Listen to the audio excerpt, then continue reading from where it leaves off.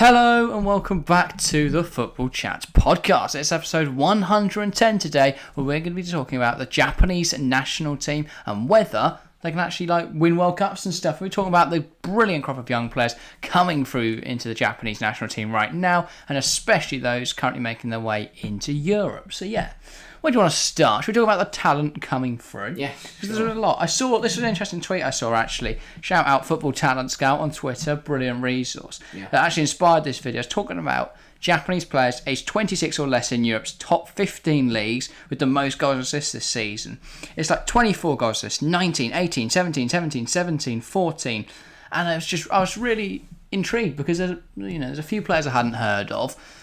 But also the fact that there's so many players coming through from the same nation is quite compelling, isn't it? So just to give a couple names then, I think the top of this list is most interesting. They're going to be players you recognise, of course. You've got Keito Nakamura at LASK, of course, in Austria, 24 goals and assists this season. You've got Ayase Oida. Apologies, that's not how you pronounce his name. At Cercle Bruges, 19 goals and assists. Of course, Daichi Kamada at Eintracht Frankfurt, who will be available, by the way, for free this summer. So that's quite interesting for, top sides in Europe. Should be sniffing around him. 18 goals and assists. Of course, the most famous player, probably the one on the thumbnail, Kaoru Mitoma, 17 goals and assists. Very good. Considering only started making first team appearances in October time, November time, when De Zerbi came in. That's a very impressive record. Very impressive. Then you've got Rio Hatate and Dejan Maeda at Celtic, both with 17 goals and assists between them. No, both, sorry, not between them. 17 goals and assists each. And then Takefusa Kubo, 13 goals and assists at Sociedad. Ritsu Doan at Freiburg, 12 goals and assists. I mean, it's very interesting because obviously, if you look back 20, 25 years, it wasn't that long ago that we had very few Japanese players playing in Europe's leagues. Now, think back to Hidetoshi Nakata and more recently Shinji Kagawa. But yeah, it's quite the influx, isn't it? Yeah, and I think I first kind of it first brought to my attention that Japan were really strong. I think the World Cup was huge for them, getting to the quarterfinals. Did they get to the quarters? Yeah, they did get to the quarters. Yeah. Yeah, because they lost to Croatia. Round 16, wasn't it? Right, yeah. Yeah, they lost to Croatia in the round 16. That was still huge. I remember, watching them beat Spain in the group stage. I mean, the World Cup history is really interesting. Of course, they didn't qualify for the tournament until 1998, where they were in France, knocked out in the groups. The next tournament, though, they joint hosted with Korea. So the fact they only qualified for one tournament before they actually hosted it shows how back then they clearly had this massive push to suddenly get into football because obviously they would have. I think what happened, if I remember rightly, not that I was around at the time, but I think from what I've heard is that the Japanese government decided they wanted to really get into football. They started encouraging it going into a World Cup bid. Then they obviously qualified for a World Cup just before their bid, showing that their talent was starting to become good enough to qualify for World Cups. Since then, a round of 16 in 2002, group stage in 2006. Not ideal, but then 2010 in South Africa they reached the round of 16, grouped in Brazil, but then round 16 in both Russia and Qatar, the two most recent World Cups. And I'll be backing them to really push on. 2026, not far away now, but it's enough time that all this brilliant young talent is going to have time to really come through, really progress as players, and they could have a really strong side going in to 2026. So it's an interesting prospect, Japan right now. I think they're a really fun team to watch. If we saw, remember back to 2022, that World Cup, they played this a remarkable brand of football. They're really solid defensively, but also incredibly dangerous on the counter-attack. With, especially in wide areas, they look really dangerous. Takefusa Kubo and Kaoru Mitoma, if I remember correctly. And obviously we saw other players star. Ritsu Doan, I believe. Yeah. Was one of those that did really well. Freiburg at the moment. Yeah. But I think... But also, I look at it, they played really good football, but the buzz was brilliant. And you could see, the hard work, the work rate and the teamwork that they all showed is just brilliant. And, just the fans a really nice team, and just... It was brilliant to watch them play. Yeah, and of course we've seen an influx coming into Europe as of the 2021-22 season. There were 17 Japanese players playing in Europe's top 5 leagues. I don't know what that statistic is for this season. I think it's similar, to be fair. But you'd imagine there's a couple more though, because obviously Kaoru Mitoma wasn't playing then. So there's an increasing rise, and it keeps going up year on year. We're seeing more and more players coming out of Japan and really making it in football. It's going to be interesting to see whether that has an impact on the national side, because the national side is clearly getting better, and they're now qualifying for regular World Cups. They get there every year. They haven't yet cracked the quarterfinals. Could 2026 be the year they do that? Maybe. And obviously, I know I don't want to. I love talking about, makes it sound like I love talking about team spirit. But just to touch on it again, I think that is one thing that they have, that they showed, especially at 2022, that other teams maybe don't, is the fact that they all came together on the international stage and managed to have that chemistry and play well together. Some teams and players just aren't very good on the international stage because they struggle to get used to playing with each other, or they're not very good outside of a certain manager or club system. Do you think there's a chance we see Japan win a World Cup in the next 10 years? I mean, that would be brilliant. That would be great. I think if I was going to go for anyone to be an outside shot, because we've never had a World Cup winner from Asia, of course. We've never had a World Cup winner from Africa. We've never had one from North America or from Oceania. So of the 6 continents, obviously Antarctica aren't going to produce any ballers anytime soon. Well, those polar bears, blimey. I know, there might be polar bears in Antarctica. Yeah. Penguins, whatever's up there. Environmental people, don't get onto me, I don't really know. Or just put with any knowledge of how the world works, maybe.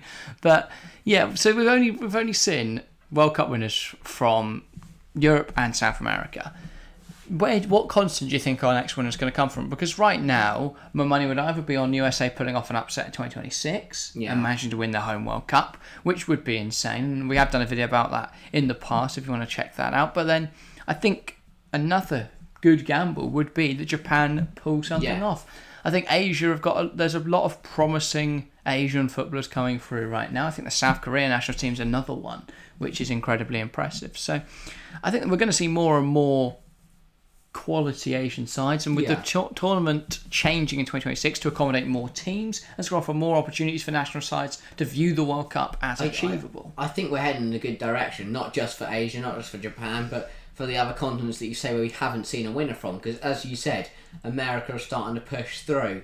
They're a decent little team. We saw Canada. We saw all 3 North American teams at the World Cup this year, and obviously they're guaranteed to be there in 2026. But they probably would have qualified anyway. You look at Africa. We've got a couple through. Got a couple teams there that look really strong. Do you think most notably Morocco? Same with Asia. Yeah. Do you think we'll see? Well, when do you think we'll see a winner from every continent of the World Cup? My biggest issue is that I don't know when Oceania will win one, because that's going to take a push from Australia. So Australia, New Zealand, or the World Cup is Fiji, almost 100 years old. The first one was hosted in 1930, so there will be another one in 2030.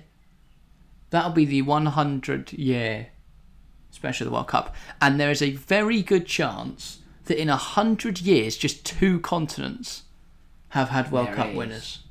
Because I fit that is the one thing and we noticed it last year, we noticed in 2018. A lot of teams outside of Europe, outside of South America, go on brilliant runs, but they just can't keep it up. You look at Morocco, went on a brilliant run, knocked out Brazil, was it? No, they knocked Morocco. out. They knocked out. They did knock out Brazil. They knocked out Brazil, knocked out Spain. They went on a brilliant run. Yeah. But they just got stopped by France. And then you look at Japan, got through round 16, stopped by Croatia. No, Croatia knocked out Brazil, and then Morocco beat Croatia. Yeah, I was just double checking, by the way, that there hasn't been anyone outside of Europe and South America, and I was right. It is just, and it's the same names. I know, obviously, the World Cup is only every 4 years, but it's stunning to me how it's like 10 nations ever have won it. But it's just not even that. I don't think it's just gonna have to fall right. It's just gonna have to be. There's been 8 different winners of the World Cup. Blimey, and England only won it once. Yeah, but it's just gonna take 1 year where one team, like a Japan or someone else, can do something special. But that's the thing, though. It stuns me. Football is the most random sport, yet we've seen 8 different winners of the World Cup. Yeah. 8. You think about like the Champions League has been going on, but the European Cup, I should say. When was that formed? Around 1950? Yeah. I know that goes on every year, but even if you cut out 3/4 of the winners, you'd still have more than 8 different winners, I think. And if Real didn't exist, you'd have loads of different ones. So. The thing for me is, obviously, I look at the Champions League, it's every year. But every year, you look at who's in the tournament, and you probably pick out, if you picked out your ones who could win it, you'd probably get to a number around 8. Yeah. But that's because it's every year, those 8 could be different. Is that just the problem for international football, that the best teams will keep breeding the best footballers? Because there's a 4-year gap, it's most likely that every 4 years it'll be the same 8 teams that are your favourites.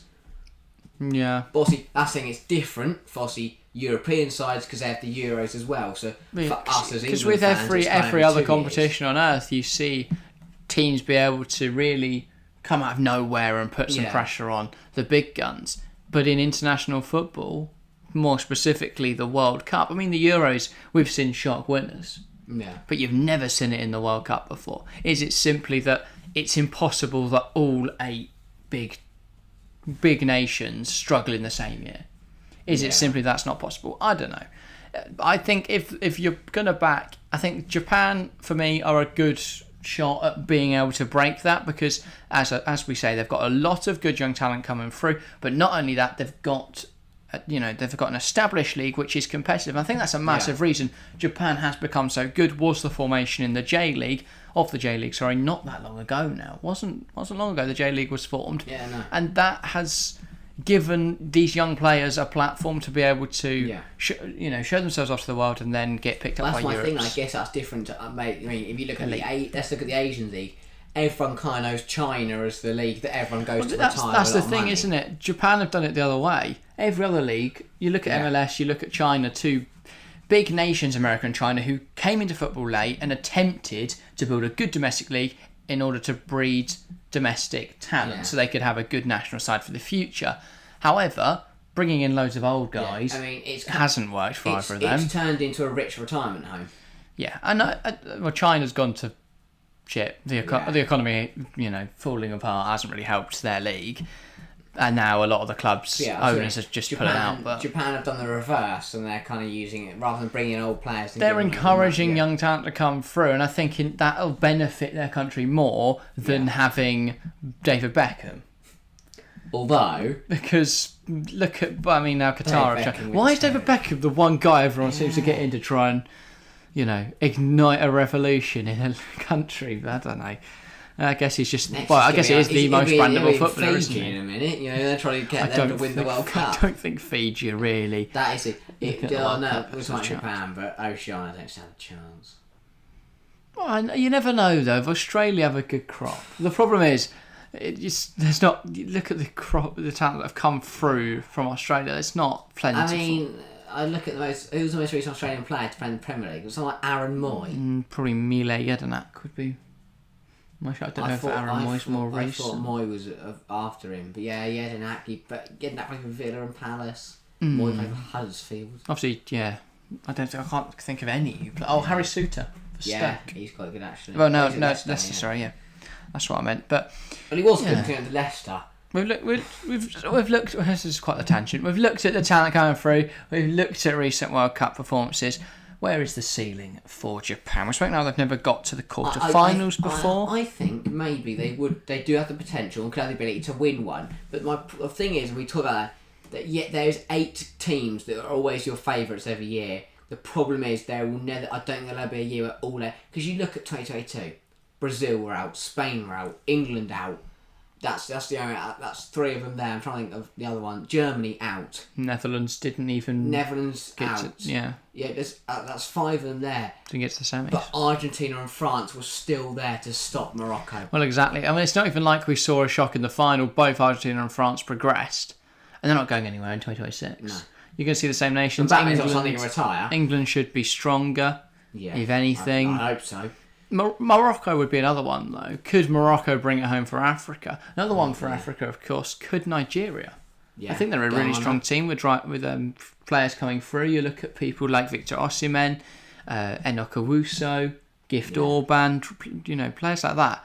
Really talented young players. Samuel Chukwueze. Yeah. They're a really strong national side. I just hope that some point in the next, I don't know what time frame, but I guess 20 years, if we don't see a winner that isn't outside of Europe and South America, then I think I'll be really disappointed. I think it'd be massive for football to see an underdog actually conquer the World Cup. Yeah. Simply because it's never been done before. But in terms of Japan's seeding, I definitely think they can get into the last 8. I mean, missed out on penalties last year to Croatia.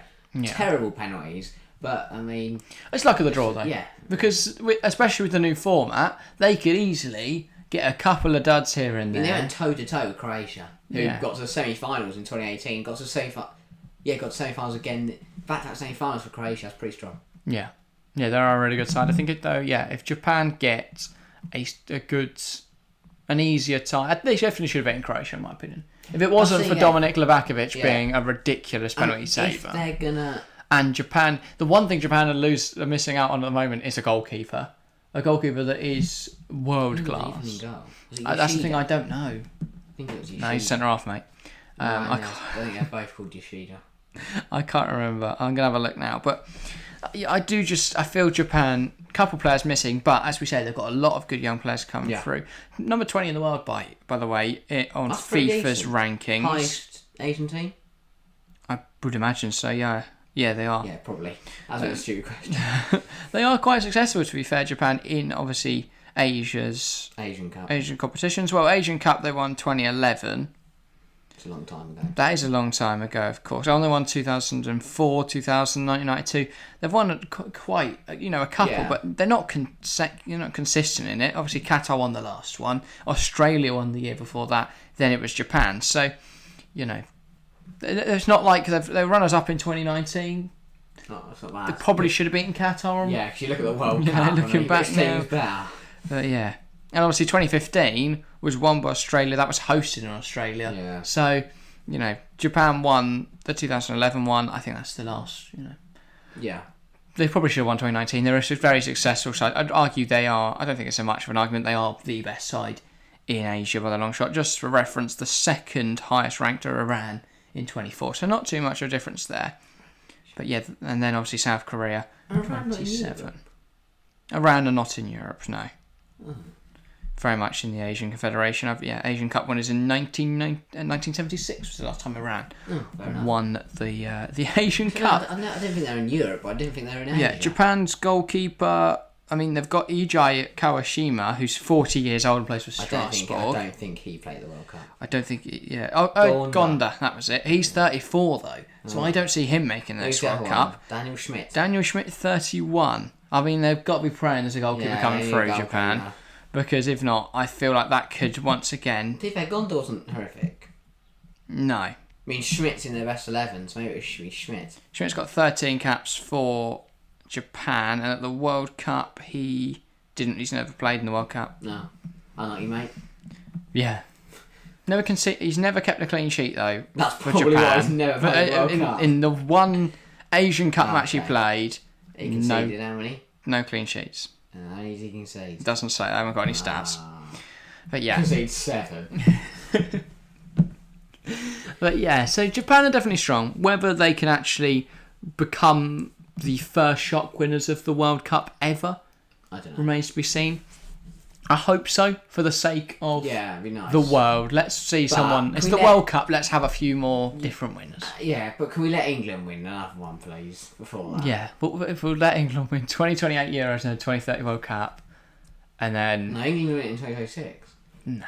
It's happening. Who knows? Football's going. Probably a good chance it's in the US, of course. That's going to be a good one. I'm very excited for the 2026 World Cup. It's only 3 years away now.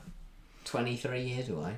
3 years away now. You said only 3. Yeah, only 3 years away now. Obviously, it's the shortest distance between World Cups. But the Euros only next year, so as England fans, we're going to win that in Germany. Yeah, of course, Japan won't be playing in that. No. They will have an Asian Cup, though, presumably this year. It's got to be it's every 4 years from 2019. I don't know where that's being hosted. Should we have a look? That does run weird. I guess that's a run without opposite the Euros and World Cup, doesn't and it? AFCON. And AFCON. Which will be 2025. 2025? 2025, yeah. Same year as the next 22 World Women's Cup, Euros. 23 It's Asian confusing, Cup, isn't it? 24 What am I looking Euros, for? 25 AFCON, 26 World Cup. Okay, Cycle. the Asian Cup. Where's it being hosted this year? That's what I was going to look for. 2023 Asian Cup. It will be... Qatar again. No, yes. Qatar originally China. It was going to be China. Qatar have stepped in. Stepped in. Is it not allowed in China? No, well, China's still got their whole COVID policies going so on. Why has it gone to Qatar then? Well, I'm guessing because they hosted last year the World Cup most recently. Oh, they've got the best infrastructure. I'm guessing they've paid money. Yeah.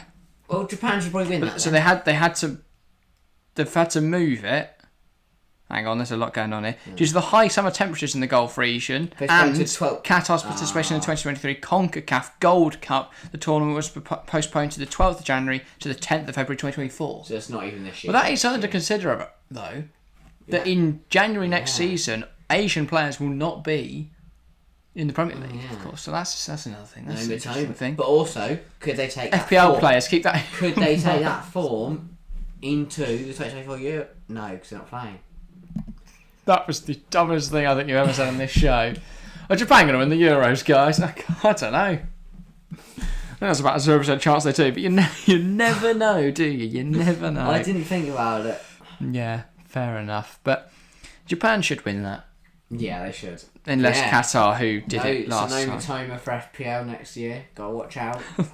How that's the takeaway from today's video, I don't know. But there we go. If you love Fantasy Premier League, then look out, because Mitoma won't play from the 10th of January to the 14th. When was it? I can't remember. I've lost the page now. But if anyone fancies taking him in their fantasy team. I don't think they do. All right. But yeah, interesting. I don't know what I've just clicked on. But not to click off it. That's cool. I just saw Kuala Lumpur and thought they were hosting it there, but no, it's a mountain. I don't know. Okay. Anyway, that is all for today. Anything else? Anything else to say as for a closing point? Japan can win the World Cup. Hopefully, eventually. Maybe. Who knows?